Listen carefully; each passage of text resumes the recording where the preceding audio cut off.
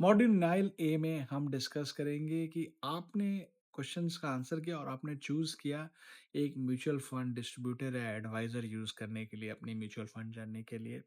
तो सबसे पहले समझिए कि आप जब एक म्यूचुअल फंड एडवाइज़र या डिस्ट्रीब्यूटर यूज़ करते हो, इसका मतलब आप रेगुलर प्लान्स यूज़ कर रहे हो, तो आप किस तरह की फ़ीस दे रहे हो। तो अगर ये आपने रेगुलर प्लान में इन्वेस्ट किया है और अगर आप एक इक्विटी फंड में रेगुलर प्लान के थ्रू इन्वेस्ट कर रहे हो तो आपकी फीस 0.2 से 1% के बीच की रेंज की होगी।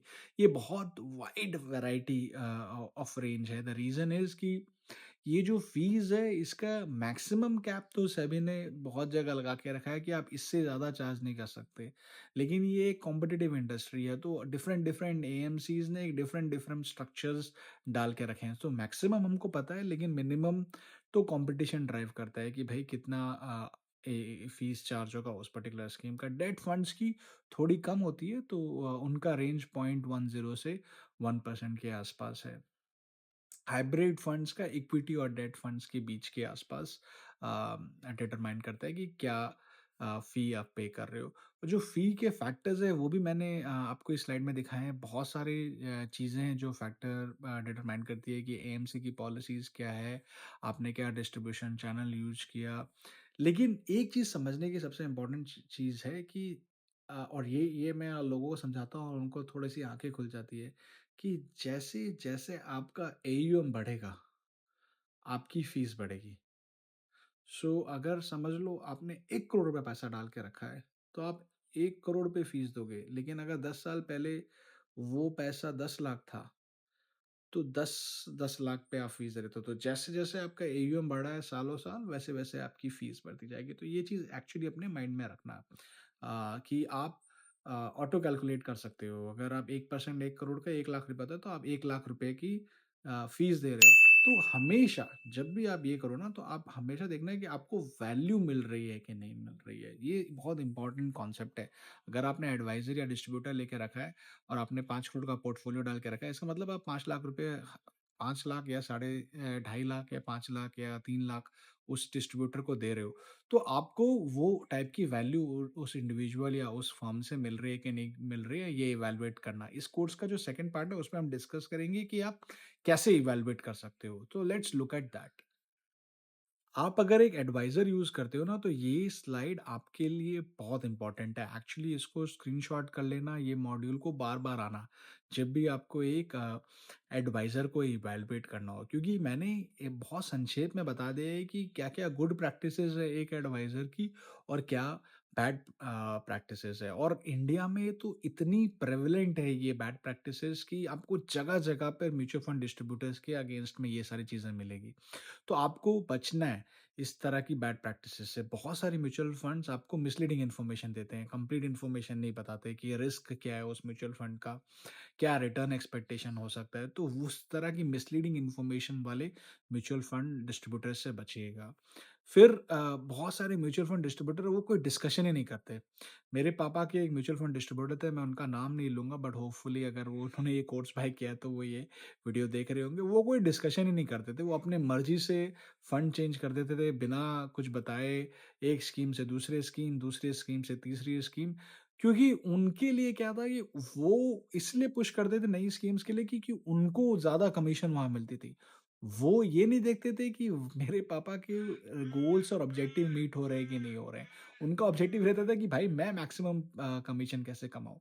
सो मैंने बहुत सारी म्यूचुअल फंड डिस्ट्रीब्यूटर्स को देखा है कि वो पुश करते हैं अनसूटेबल फंड्स क्योंकि उनको हायर कमीशन मिल जाती है। स्पेशली एनएफओज़ में लगवा देते हैं पैसा लोगों का क्योंकि एनएफओज़ में अगर आप पैसा इकट्ठा करके दो एएमसीज़ को तो एएमसी आपको बेटर कॉम्पेंसेट करती है। तो ये चीज़ों से बच के रहना आप।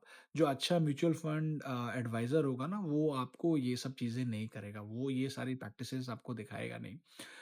दूसरी मैंने एक चीज़ देखी है कि ये तो बहुत लूज़ली लोग गारंटीड रिटर्न बोलेंगे। बोलेंगे अरे म्यूचुअल फंड में लगाओ 14-15% 18% तो कहीं नहीं गया। Mutual fund just like any other instrument है। वहाँ पर नुकसान भी हो सकता है, शॉर्ट टर्म में आपका एनएवी गिर भी सकता है।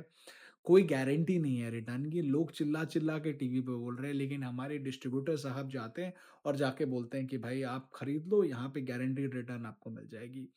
तो वो ज़रूर आप देखना। और एक चीज़ मैंने बहुत देखी है म्यूचुअल फंड डिस्ट्रीब्यूटर्स के लिए कि उन्होंने बहुत ट्रांज़ैक्शन बेस्ड बना दिया है। आपका एक एसआईपी चालू करा दिया, उसके बाद आपसे 4 साल बात ही नहीं किया है। आपकी लाइफ़ के सर्कमस्टेंसेस में क्या चेंजेज़ आए हैं, आपके कोई नए गोल्स हैं, आपके पुराने गोल्स के साथ कुछ चेंजेज़ आया है। तो इस तरह की म्यूचुअल फंड डिस्ट्रीब्यूटर से आप बचिएगा थोड़ा, क्योंकि ये इनका ऑब्जेक्टिव जैसे मैंने बताया, उनका ऑब्जेक्टिव है कि भाई मेरी कमीशन सबसे ज़्यादा कैसे बने।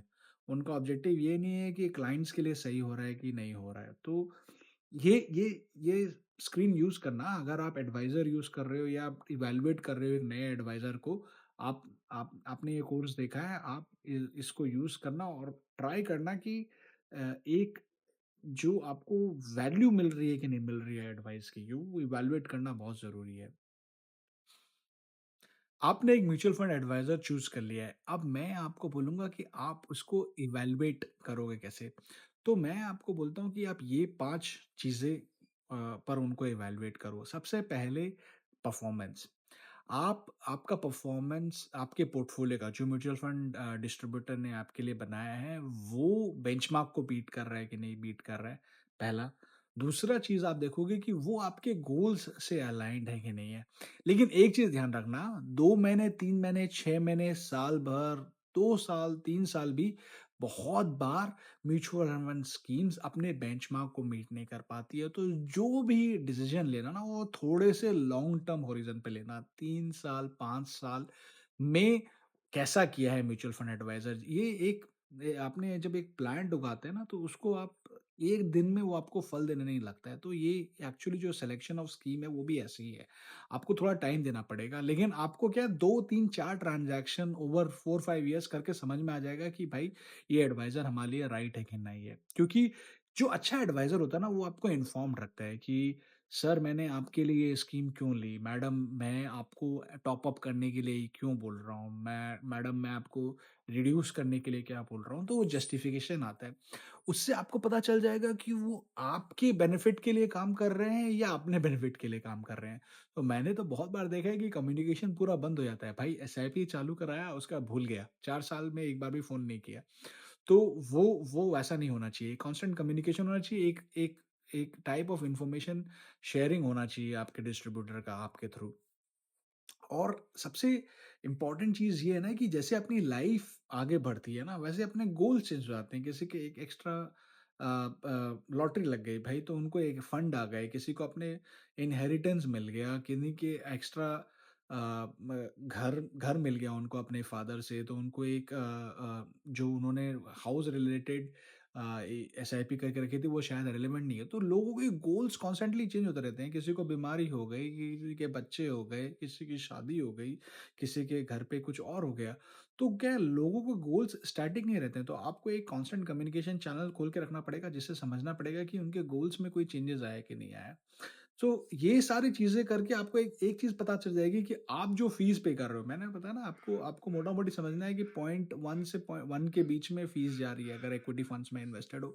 तो आपको पता चल जाएगा कि मोटा-मोटी मैं इस एडवाइज़र को क्या पे कर रहा हूँ, सालों-साल। उससे आपको आइडिया लग जाएगा कि भाई ये मेरी अ, मनी का वर्थ है कि नहीं है, और वो डिसीज़न आपको लेना है। फाइनली ये पैसे का मामला है, ये वेल्थ बिल्डिंग का मामला है। सो आप वैसे एडवाइज़र्स पे जाओ ही मत जिन पे आपको ट्रस्ट नहीं हो। क्योंकि ये 1 दिन का गेम नहीं है, 2 दिन का गेम नहीं है, 5 दिन का गेम नहीं है, ये सालों का गेम है। और सबसे इम्पोर्टेंट चीज़ ही इसमें ट्रस्ट है, और आपको ये समझना होगा कि वो मेरे लिए काम कर रहे हैं कि नहीं कर रहे हैं, या अपनी कमीशन बनाने के लिए काम कर रहे हैं। सो होपफुली ये मॉड्यूल का संक्षेप यही है कि अगर आप एडवाइज़र यूज़ कर रहे हो, तो मेक श्योर आप अपने एडवाइज़र को अकाउंटेबल बनाओ, because end of the day आपके एडवाइज़र का रिस्पॉन्सिबिलिटी है आपकी वेल्थ ग्रो करना। होपफुली आप करोगे, क्योंकि आपने ये मॉड्यूल देखा है। अब हम डिस्कस करेंगे सब्सिक्वेंट चैप्टर नेक्स्ट।